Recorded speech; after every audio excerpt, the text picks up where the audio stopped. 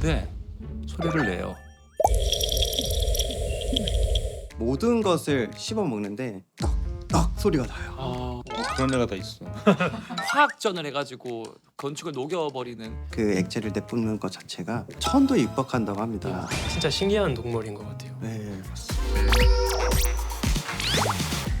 우주를 향한 탈지구적 질문들, 스페이스 스몰 토크, 스스톡에 오신 것을 환영합니다. 지구의 모든 생명체는 수많은 세대를 거쳐 진화를 하며 저마다 독특한 생존 전략으로 명맥을 이어왔습니다. 그런데 이 생명체들이 영하 200도가 넘고 중력도 없으며 심지어 강력한 방사선까지 쏟아지는 이 우주 공간에 놓인다면 과연 어떻게 될까요? 오늘 누구보다 생물을 사랑하고 탐구해 오신 두 분과 함께 다양한 생물들의 이 독특한 생태부터 이 우주 공간에 놓인 생물들이 선보인 이 놀라운 이야기까지 나눠볼까 합니다. 네, 안녕하세요. 올해로 38년째 미생물과 실험하고 있는 김영균입니다. 안녕하세요. 36년간 생물을 찾아다닌 유튜버 네, 정부로입니다. 반갑습니다. 반갑습니다. 36년간 하셨다면은 태어날 때부터 곤충을 좋아하셨다라고 볼 수 있겠네요. 네, 돌잡이 때 잠자리채 잡았어요. 잠자리채 진짜로요? 아니요. 우리는 늘 지구 밖 생명체가 어떻게 생겼을지 궁금해하고 있고 그 상상은 다양한 콘텐츠로 만들어졌습니다. 지구 생명체가 우주로 가면 어떻게 될까라는 상상력을 펼친 작품도 여러 있는데요. 그중 하나가 바로 테라포마스입니다. 인류가 화성을 테라포밍하기 위해서 보냈던 이 바퀴벌레가 이 끈질긴 생존력으로 살아남아서 인간을 압도하는 신체 능력과 지능을 가진 존재로 변해서 되려 인간을 위협한다는 흥미로운 설정을 담고 있는데요. 생존력 끝판왕이라고 불리는 바퀴벌레, 과연 우주에서도 살아남을 수 있을까? 첫 번째 질문으로 뽑아봤는데 제 개인적인 생각으로는 우주 정거장처럼 잘 제어되는 환경이 아니라면 아무리 생명력이 끈질긴 바퀴벌레라 하더라도 뭐 화성이나 우주 공간에서 생존하는 건 어려울 거라고 생각을 해요. 하나 좀 재밌는 사례가 있어서 소개를 드리고 싶은 게 우주에 바퀴벌레를 보낸 사례가 없지 않거든요. 2007년에 러시아에서 포톤이라고 하는 우주 공간 생명체 실험을 한 적이 있어요. 작은 캡슐 안에 바퀴벌레를 한 60마리인가? 를 실어서 보냅니다. 그 바퀴벌레 중에 번식을 하는지 알을 부화를 할 수 있는지 네. 이제 이런 거를 체크를 하게 되고 그때 알을 부화했던 바퀴벌레 중에 하나가 좀 이름이 재밌어요. 나데즈다라는 나대지다. 네, 이게 그 러시아 말로 희망이라는 멋진 뜻을 갖고 있다고 합니다. 나대는 줄 알아. 나대지마. 나대지 마. 나대지마. 정부르님은 어떻게 생각하세요? 바퀴벌레를 다뤄보신 적 많으실 것 같은데. 실제로 생명력은 강한 건 맞아요. 음. 네, 이제 보통 한 2에서 3개월 정도는 물도 안 먹고도 정상적으로 살 수도 있고 실제로 곤충의 크기에 비해서 이동할 수 있는 순간적인 거리도 굉장히 빠르고 그렇기 때문에 저도 굳이 보낸다면 우주로 보낸다면 바퀴벌레가 그나마 적합하다라고 생각하는데 저도 지웅배 교수님처럼 사실 살아가는 건 좀 힘들지 않을까라는 힘들긴 생각은 해봅니다. 가끔 거론하는 사례 중에 하나가 네. 곤충은 아니지만 그 완보 동물 물곰의 생명력을 또 많이 이야기를 해요. 네. 바퀴벌레 생명력 뺨치는 엄청난 생명력이라고 이야기를 하는데 제가 집에 물곰 인형이 하나 있거든요. 오, 네. 준비된 남자. 이 물곰이 저도 사실 궁금한 게 며칠 동안 밥도 안 먹고 심지어 무중력 공간에서 우주 방사선에서도 죽지 않고 버틸 수 있다 이런 이야기들이 있는데 어떻게 그런 위대한 생명력이 가능한지가 너무 궁금하더라고요. 일단 제가 중요한 능력 중에 하나가 정말 힘들어지면 얘 아마 잠잘 거예요. 몸 딱 말아가지고 맞아. 정말 힘들어지면 싹 감싸서 잠자는 거죠. 그래서 되게 재밌는 연구가 하나 있었는데 2040~50년을 목표로 태양계에서 가장 가까운 프록시마 센터리라고 하는 별이 있거든요. 네. 그 별로 인류의 탐사선을 보내겠다는 목표로 진행되고 있는 프로젝트가 하나 있어요. 되게 작은 진짜 엄지 손톱만한 조그만한 탐사선을 이제 보내는 미션인데 네. 그 안에 단순히 탐사 장비 말고 이 물곰을 실어 보내자 이런 이제 아이디어가 나온 적이 있어요. 그래서 굉장히 사이즈가 작으니까 급격한 가속도에서도 버틸 수 있을 거고 밥을 안 먹여도 되니까 굳이 기내식을 줄 필요가 없잖아요. 그래서 그렇죠. 이 물곰을 이제 휴지기 상태로 행성에다가 보내면 의미 있는 과학 실험이 되지 않을까라고 이제 고안을 한 적도 있습니다. 또 생물이 우주로 간 사례가 있을까요? 일단 대표적으로 제일 많이 실험에 사용하는 동물 중에 하나가 초파리거든요. 제일 처음으로 이제 우주에 발사했던 그 V2 로켓이 있는데 그 안에도 아마 초파리를 넣어서 얘네가 무사히 지상으로 살아 돌아올 수 있는지 그래서 앞으로 인간을 과연 우주에 태워도 문제가 없을지 이런 거를 이제 미리 점검하는 이제 그런 비행들이 있었고요. 우주 정거장에 거미를 데려갔어요. 거미? 네. 거미. 그래서 이때 되게 재밌는 사실들을 몇 개 발견했거든요. 네.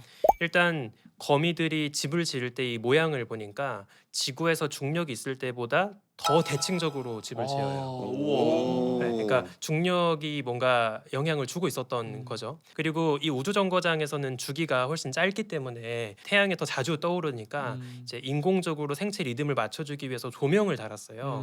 그래서 그 지구의 생체 리듬과 맞게 불을 껐다가 켰다가 하면서 이제 거미가 살아가게 한 건데 12시간 간격으로. 그렇죠. 그때 보니까 거미들이 누워 있는 방향 이런 게 머리가 조명 쪽이고 네. 거미 줄을 만드는 하체가 이제 조명의 반대 방향으로 네. 이제 가게 누워 있는 게 나오거든요. 네. 그래서 이거를 보고 거미들이 집을 지을 때 그 방향을 단순히 중력만 감지해서 짓는 게 아니라 태양빛, 그러니까 빛을 우와. 인지해서 집을 지었던 거구나를 이제 나중에 알게 된 거예요. 음. 그래서 되게 좀 재밌는 사례인 거죠. 이제는 더 작은 생물도 궁금한데 교수님이 혹시 아시는 그런 우주에 보냈을 때 좀 잘 버틸 만한 미생물 이런 게 있을까요? 실제로 미생물 실험 많이 했고요. 네. 예, 그중에 가장 유명한 게 데이노코쿠스 레디오듀란스라는 아. 세균. 뭐 이름에서 나와요. 데이노는 무시무시하다는 뜻이고 코코스는 동글동글하다는 구균이라는 뜻이고요. 네. 레디오듀란스는 말 그대로 레디오 방사능에 듀란스 잘 견딘다 그런 아. 거거든요. 제가 알기로는 사람의 치명적인 그 피폭량에 네. 거의 뭐 1000배 이상 맞아도 와. 거뜬한 이제 그런 세균이 있거든요. 어. 그 세균 때문에 그런 말도 다시 요즘에 이제 주목을 받아요. 혹시 지구의 최초 생명체가 다른 우주에서 날아오지 않았느냐? 이거 아. 버틸 수 있으니까. 왜냐하면 그런 애들이 실제로 통제된 곳이 아니고 네. 직접 그 우주선에 노출이 돼도 네. 견뎌내니까요. 저도 그거 좀 찾아봤는데 데이노코커스 레디오듀란스가 국제우주정거장 아예 밖에 놔뒀다고 밖에 하더라고요. 놔둬요. 근데 1년 동안 잘 버티고 2년 지났는데도 뭐 한 반 정도 40% 살아남았고 네. 얘가 방사능에 내성이 있는 가장 큰 이유는 뭐냐면 크게 두 가지 볼 수 있어요. 첫 번째는 복구를 빨리 해요. 아. 예, DNA가 쪼개지는데 복구를 빨리 할 수 있어. 음. 복구가 빠르고 또 하나는 보통 방사능에 피폭됐을 때 우리가 몸이 망가지는 거는 활성산소가 만들어져서 망가지는 거거든요. 네네. 활성산소를 빨리 제거할 수 있는 방법을 갖고 아. 있어요. 제거하고. 음. 그럼 물리적으로 애가 튼튼해. 세균은요 크게 두 가지예요. 두꺼운 세포벽에 네. 세포막 있는 애들, 네. 그걸 그람 양성이라고 그러고요. 얇은 세포벽에 세포막인데 바깥에 외막이 하나 더 있는 애들 하나 있어요. 그걸 그람 음성이라고 네가티브. 그래요. 그런데 얘는 양성인데 외막이 하나 더 있어요. 오. 외막 밖으로 끈적한 물질을 내뿜어갖고 아. 또 S 레이어라고 또 네. 층도 하나 갖고 있으니까 아. 기본적으로 물리적으로도 튼튼하고 이래요. 그러니까 얘가 단순히 방사능뿐 아니고 굉장히 척박 환경에 갔을 때 살기에 최적화되어 있는 지구에서도 그런 세균이라고 볼 수 있어요. 정부르님께도 궁금한 게 있어요. 얼마나 극한의 환경에서까지 생물이 살 수 있는지. 제가 유튜브 컨텐츠를 하면서 좀 특이한 생물을 하나 발견을 했어요. 네. 긴꼬리 투구새우랑 풍년새우 아시나요? 어릴 때 네. 저 본 것 같아요. 보통 이제 4월, 5월 달에 논에 물을 길러와서 촉촉한 상태에서 모내기를 하고 그렇죠. 벼농사를 하잖아요. 네. 그 논에 있는 긴꼬리 투구새우랑 풍년새우가 부화를 해요. 알 상태로 수십 년간 휴먼 상태로 있을 수가 있어요. 우와. 수십 년. 수정란이 네, 수정란이 물기가 없는 상태로 수십 년간 알 상태로 우와. 논 바닥에 있을 수가 있습니다. 보통 우리가 생각하기에는 그 수정란도 어쨌든 영양분을 줘서 그걸 무럭무럭 키운다고 생각을 하거든요. 근데 그 상태로 수십 년까지 버틸 수 있다는 건 걔들은 굳이 영양분을 줄 필요는 없다는 건가요? 네, 그 안에 있는 알 영양분으로 충분히 자기가 휴먼 상태에 들어가고 부화할 수 있는 충족이 되는 거죠. 아. 부화를 할 때 충족해야 되는 조건들이 있어요. 첫 번째로 물, 강한 중력, 세 번째로 빛입니다. 이것만 있어도 부화를 할 수가 있어요. 교수님도 그러면 연구하신 것 중에서 그런 아까 제가 말씀드렸던 뭐 포자라던가 그런 것도 오래 버틸 수 있는 거죠. 포자는 지금 밖에 보고된 거 하면은요 95년에 아마 사이언스지에 발표됐을 텐데 멕시코의 소금 광산에서 발견된 포자인데요. 네. 그게 아마 추정 기록나면 한 2억 년 막 이야. 이렇게 나와요. 미생물의 특히 세균의 이 내생 포자의 그 생명력은 네. 이건 뭐 거의 뭐 반영구적으로 이야. 가는 그런 상황이 아닌가. 맞는 질문인지 모르겠는데 2억 년 정도를 버텼다고 추정되는 그 미생물 네. 그 친구가 발견된 지역이 소금 광산 암해음이라고 하시잖아요. 보통 우리가 채소 같은 것도 오래 버티게 하려고 소금 뿌리고 하는데 네. 그런 염분기가 도움이 된 거예요. 연분기 도움보다는 기본적으로 이 세균의 내성 포자가 오래 버틸 수 있는 이유는 아까 정부님 말씀대로 비슷한 거예요. 첫 번째는 얘도 수분을 거의 다 쫙 빼야 돼요. 수분이 거의 없는 상태에서 디비클로닉 애시드라고 그래서 그 특정 산들이 있어요. 이게 이제 DNA를 안정화시켜주고 예. 그 상태에서 아주 필수적으로 가만히 있는 거거든요. 그러니까 소금이 있다는 게 도움이 됐다기보다는 소금으로 인해서 환경 자체가 다른 어떤 것들에 의한 영향이 없어서 오히려 도움이 됐을 수는 있겠지만 포자 그 자체만으로도 충분히 버틸 수 있어요. 대단하다.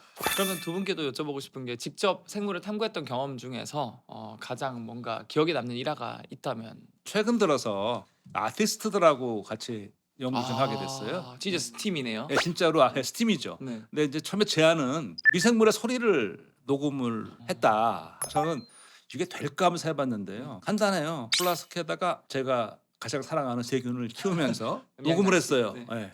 근데 소리를 내요. 우와. 진짜로. 그러니까 소리를 내는데 그 사운드 아티스트 굉장히 흥분했는데 실제로 작년 24년 광주 비엔날레 할 때 우와. 특별전으로 전시도 했었어요.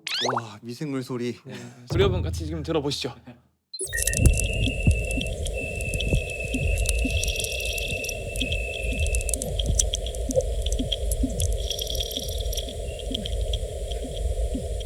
분석을 쭉 해보면 네. 활동이 아주 왕성할 때, 좀 안 좋을 때, 스트레스 받을 때 다른 소리가 나오고요. 이거는 사운드 아티스트의 분석이에요. 이거는 어느 하나의 소리가 아니고 서로가 지금 대화를 나누는 것 같습니다.라고 할 정도였어요. 우와. 그래서 그거를 찾아봤더니 네.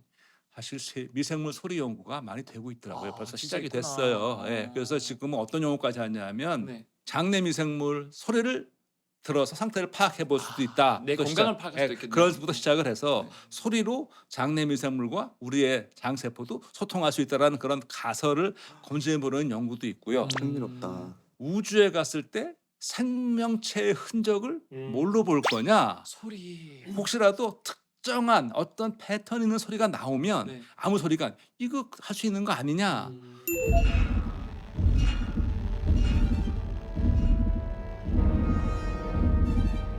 Come on. All right. Okay, point source confirmed.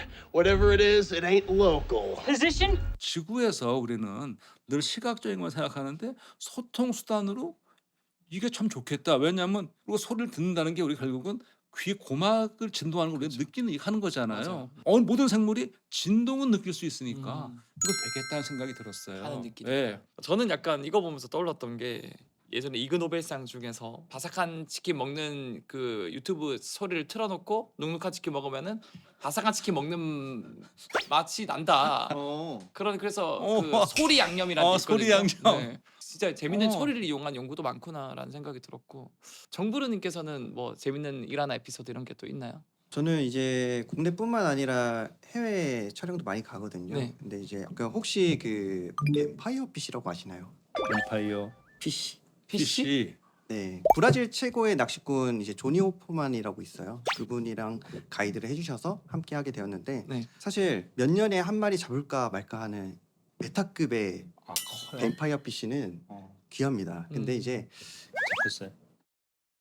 메타급의 뱀파이어 피시가 잡힌 거예요. 야. 네, 아직도 그게 감격으로 남아 있는데 근데 그 왜 이름이 뱀파이어 모양이 뱀파이어 생겼어요? 뱀파이어 드라큘라는 이빨이 이렇게 길게 그래서 나와 예, 있죠. 예, 얘도 그래요. 이 뱀파이어 피시는 아래쪽 턱 이빨이 7에서 8cm 정도로 와. 이만큼 올라와 있어요. 이 이빨로 물속에 있는 물고기를 꽂은 다음에 흔들어서 잘라서 먹는 육식 물고기거든요. 이빨이 세네. 잔이빨에만 베어도 찢어질 정도로 사람도.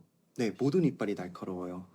근데 최근에 그 새로운 종의 보아뱀인가? 아까 그거를 아마존에서 발견했다는데 막 7m급을 발견했대요. 아나콘다라는 생물은 실제로 기간만 있으면 계속 더 성장할 수 있는 생물 중 하나거든요. 난 아마존하면 떠오르는 게 피라냐.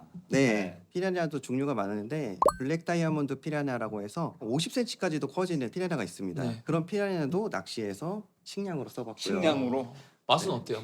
맛은 정말 맛있습니다. 아, 그래요? 네, 갈치와 삼치 딱 반반 섞어 놓은 맛이에요. 왠지 가시바르기도 편했을 것 같아 느낌이. 네, 피라냐는 가시가 굵고 그렇죠. 적어서 그럴 것 같아요. 굉장히 먹기도 약간 병어 편합니다. 스타일?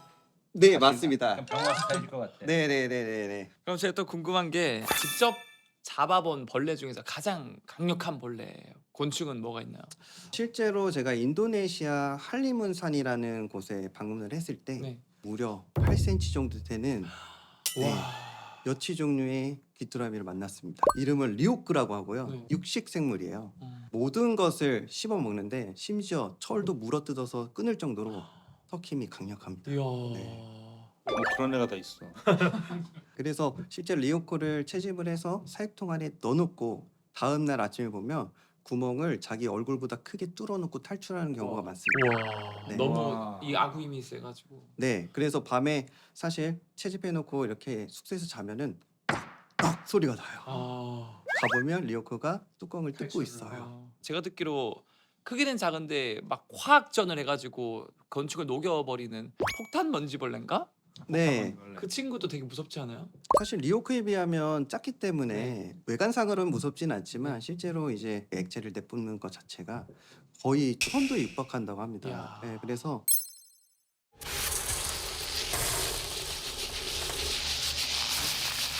잡을 때 웅크려서 잡기 때문에 사람 눈에 들어가는 경우가 있어요. 아이고. 네, 저도 처음에 몰랐을 때는 얼굴에 많이 튀고 있었는데 실제로 엄청 따갑고 위험하긴 합니다. 당해봤어요.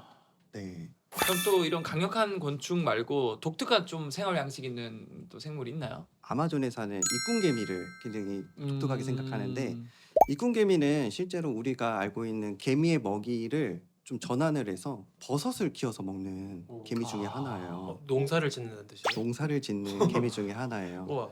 자연에 있는 잎사귀를 잘라서 자기 둥지로 가져와서 한 곳에 모아두고 그 포자를 뿌려서 그 잎사귀의 영양분으로 그 버섯을 키워서 먹는 우와. 개미 중 하나입니다.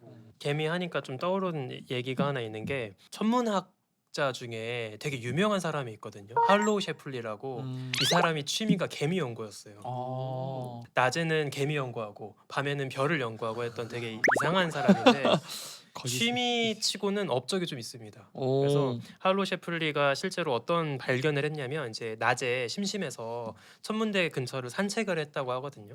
근데 그 천문대 벽을 타고 올라가는 개미들의 모습을 보니까 태양빛이 비추는 지역이 있고 그늘진 지역이 있잖아요. 네. 근데 그 그늘진 지역에서는 개미가 빨리 움직이고 해가 비치는 밝은 지역에서는 개미가 느리게 움직이고 어. 이거를 이제 발견을 한 거예요. 온도나 빛의 양에 따라서 개미 움직임에 변화가 있을까 싶어가지고 이제 본격적으로 관심을 갖고 연구를 해서 실제로 이게 개미학계 되게 유명한 발견이 됐다는 사례가 있더라고요. 와, 신기하다. 그래서 개미들을 보면은 농사도 짓고 막 집단적으로 뭔가 민주적인 행동도 하고 집단 지성도 보여주고 하는 거 보면은 진짜 신기한 동물인 것 같아요. 네, 맞습니다. 정부님께서는 또 앞으로 탐구하고 싶은 생물이 또 있나요? 아무래도 그 곤충 좋아하시는 분들이라면 또 똑같은 목표이자 로망일 수도 있는데요. 바로 헤라클레스 장풍뎅이라고 합니다. 그럼 그 친구는 엄청 덩치가 크나 보네요. 네, 기네스에 올라와 있는 거 봤을 때는 헤라클레스 장풍뎅이가 크기가 19cm까지 와. 네, 일본에서 갱신했다고 합니다. 그 친구 날면 거의 뭐 드론 나는 소리 들리겠네요. 네, 맞아요. 실제로 날면은 새 나는 소리 두두두두두. 거의 침상하는 거잖아요. 무섭다. 그러니까 이게. 네, 진짜 들은 소리 난다 그러면 근처에 왔구나 하고 우리가 라이트를 찾아요.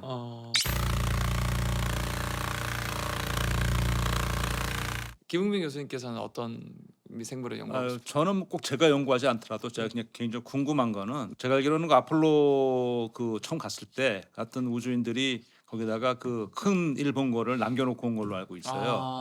예. 아마 거기에 포자. 대형 미생물이 죽었겠지만 혹시 살아있는 미생물, 그러니까 포자 상태가 되겠죠. 혹시 어떤 게 있고 정말 살아있을까 하는 게 좀 궁금하고요. 그 다음에 이제 앞으로 그렇다면 우리가 많은 우주인들이 왔다 갔다 하는데 이제는 지구에서 가기 전에 한번 변을 받아서 분석 한번 해놓고 돌아와서 네. 또 한번 해서 어떻게 미생물들이 변해가는지 아. 보는 것도 굉장히 궁금해요. 네, 뭐 제가 할 수는 없겠지만 네. 그런 연구들이 나와서 결과를 좀 보고 싶어요.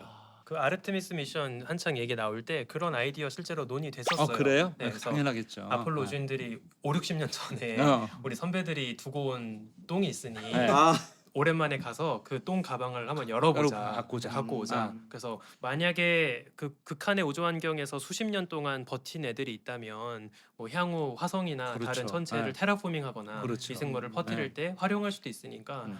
되게 가치 있는 응가 연구라고 네. 볼 수 있습니다. 우주에서 수십 년간 어떻게 보면 방치되어 있던 응가를 네. 다시 가져오는 발상은 사실 어떻게 보면 좀 위험한 것 아닐까라는 아. 생각도 들거든요. 변이 생겼을까 봐요. 우주에 있는 또 다른 또 다른 실제로 우주인들도 당시 아폴로 때도 바로 돌아오자마자 가족들하고 포옹을 바로 할 수 없었고 며칠 동안 격리된 시설 안에서 이제 점검을 네. 다 받게 되고요. 음. 뿐만 아니라 소행성이나 해성 샘플을 들고 올 때도 지금도 굉장히 엄격한 프로토콜을 따라가요. 근데 그건 두 가지 이유예요. 첫 번째 말씀하신 것처럼 혹시 우주에 있을지 모르는 위험 물질을 최소화하기 위해서, 그리고 두 번째 지구에서 오염돼서 과학적인 가치를 떨어뜨리지 않기 위해서. 아. 네, 그 두 가지 측면에서 프로토콜을 지키는 거죠. 혹시 우주에서 가져온 것들이 지구에 있는 물질이 묻어버리면 안 되니까. 그렇죠. 미생물이 나왔는데 음. 이게 외계 미생물인지 아니면 지구에 있던 게 묻은 건지 몰라버리면 음. 의미가 없잖아요. 네. 네. 네, 좋습니다. 1부에서는 극한 환경에서 사는 미생물이나 뛰어난 능력과 생존 전략을 보이는 이 벌레들, 곤충들에 대한 이야기를 나눠봤습니다. 2부에서는 여기서 한술 더 떠서 아주 기발하고 놀라운 이야기들이 준비되었으니까 구독, 좋아요, 알림 설정 부탁드리고요. 2부에서 함께 해주세요. 이제 지구 약간 시작, 지구 버전 2 시작. 곰팡이 집에서 곰팡이 옷을 입고 곰팡이 곰팡이 버섯을 먹으면서 살지 않을까. 곤충들이 맛이 좋습니다. 어, 그래서 에어프라이기에 딱 돌려서 무려 5배 정도. 이 사실을 전국에 계시는 헬스에 빠진 분들이 아시면 러브버그는 사라지지 않을까. 아, 실제로